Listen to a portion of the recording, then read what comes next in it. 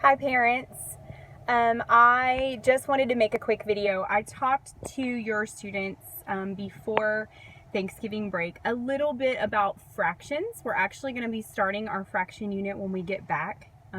The 2 days before we go to adventure camp, we're going to be hitting fractions really hard to get our foundation there for the rest of our unit.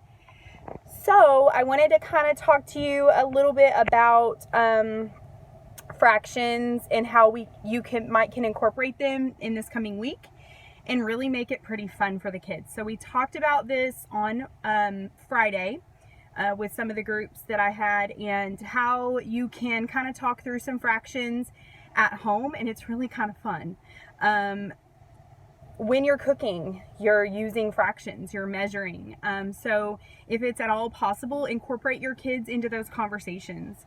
If you have 1/4 of some sort of liquid and then you have half of another sort of liquid, how much liquid are you putting into your recipe? So they can add those two fractions together. They might even could play with it and with the measuring cups and just plain water, add them together and see what they get, because that's what we're getting into. The other way is to pies. When you're cutting pies, you're creating fractions. When you're cutting a cake, you're creating fractions. And then talking to them about how many pieces did we cut that into, what part of the fraction would that represent? That's our denominator, how many total pieces we cut our whole into. And then also, if we eat one piece of it, what fraction would that be? That's a unit fraction. Anytime you have a 1 on top, that's a unit fraction. Well, if we were to eat 4 pieces, how much, what fraction of the cake would we have eaten? And we could get a little bit deeper into it, but that would be getting into dividing fractions, and we're not there yet. We're not going to get there until January. So, but anyways, just simple conversations you guys could have at home, and possibly, allow your student to cut the cake, allow your student to cut the pie. And then talk a little bit about those fractions, and just incorporating those conversations, because that's really what we're getting into when we get back. So I just wanted to, I'd had that conversation with the students, and I just want to kind of let you know what our thought process was for that. I did also send home some extra practice. It is not mandatory, it is optional.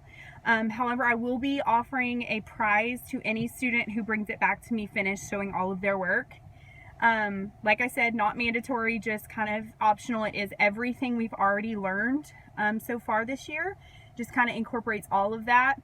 So if they bring that back completed, then they can get a prize from me. So I hope you guys have a really great Thanksgiving.